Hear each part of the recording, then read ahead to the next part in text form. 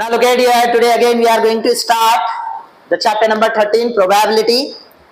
तो चलो बच्चों, आज ना हम सेम क्वेश्चन वही टाइप का करेंगे जो प्रोबेबिलिटी में ऑलरेडी हम कर चुके हैं, मगर इसमें थोड़ा सा फर्क ये है कि अगर देखेंगे आप, इससे पहले के क्वेश्चंस में डायरेक्टली आपको P of E already question में दिया था and not E find out करो बोला, बट यहाँ पे बच्चे बहुत कंफ्यूज होते हैं और वही प्रॉब्लम फेस करते हैं, उसमें मिस्टेक कर देते हैं। और ज्यादातर तो ऐसे बच्चे ये टाइप के क्वेश्चंस को छोड़ भी देते हैं क्योंकि उनको समझ में नहीं आता कि अरे पूरे वर्ड्स में है, फाइंड आउट क्या करना है, यहाँ 2 और 3 दे दिया तो ये नंबर लेके कुछ करने चले जाते हैं। That is wrong.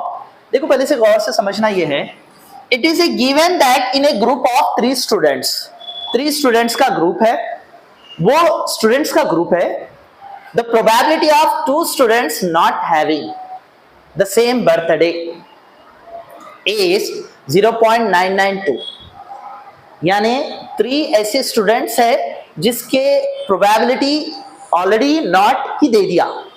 नॉट, देखो यहां पर एक चीज हाईलाइट करना है आप, ये नॉट, टू नॉट हैविंग, इसको मैं हाईलाइट कर रहा हूं, तो इसका मतलब नॉट की वैल्यू दे दिया। तो आपको लिखने में कैसा करना है, सोल्यूशन सॉल्व करने में सेंटेंस में लिखना है, it is given in A group of 3 students का ग्रुप है, द प्रोबेबिलिटी ऑफ, यहां से द प्रोबेबिलिटी ऑफ, ये पॉइंट नंबर 1 बनाना है, the probability of 2 students not having the same birthday is, बोल के लिखना आप। देखो मैं वो पॉइंट्स बना रहा हूं, क्वेश्चन में से ही कॉपी कर रहा हूं। The probability, point number 1 given that में, the probability, the probability of 2 students not having the same birthday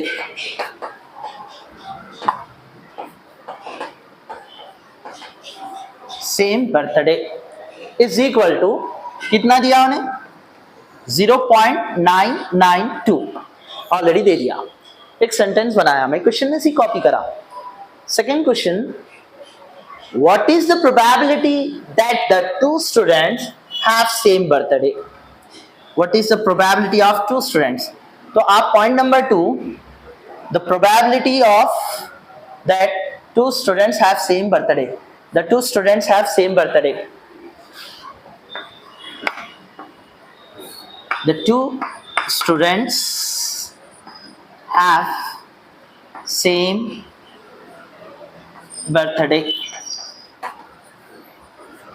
यानी ये आपको अल्हम्दुलिल्लाह फाइंड आउट करना है। बट तो आपको ये फाइंड आउट करने के लिए सिंपल क्या करना पड़ेगा, देखिए, the probability of 2 students not having the same birthday is equal to 0.992, तो मतलब इससे हमको ये अंदाजा लग गया कि नॉट मतलब आपको क्वेश्चन में क्या दिया, P of E find out करना है, that is not given, but P of E dash भी लिख सकते, बोला भाई बार भी लिख सकते, तो P of E ये ऑलरेडी क्वेश्चन में दे दिया, नॉट हैविंग बोले तो वही सेंटेंस में 0.992 इज गिवन। तो हम फॉर्मूला कौन सा यूज करते हैं इसके लिए, therefore complementary events, complementary events का फॉर्मूला है P of E plus P of E dash is equal to 1। Okay, तो ऑलरेडी हमारे पास क्वेश्चन में हम समझ के लिखे हैं कि भाई P of E not given, मतलब the 2 students have same birthday, तो वो हमको फाइंड आउट करना है, मतलब P of E है वो। The probability of 2 students not आते कि हमारा दिमाग काम करना शुरू कर देना, that is means P of E बार या P of E डैश, तो इसीलिए मैं क्या करा, नॉट E की जगह 0.992 लिख दिया सेंटेंस के साथ। तो अब देखो इसके अंदर फिर उन्हें वही पूछा, what is the probability of the 2 students have the same birthday, तो वही हम फाइंड आउट कर रहे हैं, P of E find out कर रहे हैं हम।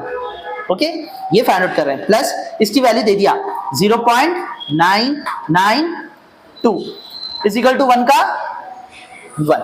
एंड नाउ इसी तरीके से यहाँ ऊपर करके बताऊंगा, P of E तो वैसी रहेगा इज इक्वल टू, मगर आप एग्जामिनेशन में एक के नीचे एक स्टेप बाय स्टेप लिखिए, मैं आपको अंडरस्टैंडिंग होने के लिए इस तरीके से समझा रहा हूं।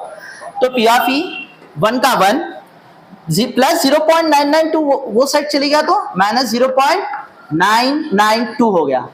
सेम प्रीवियस क्वेश्चन के टाइप में क्वेश्चन सॉल्व करना है हमको, तो करना क्या है, इसमें माइनस करना है 0.992, तो पॉइंट के ऊपर 0.000 ले लेना, दैट इज माइनस।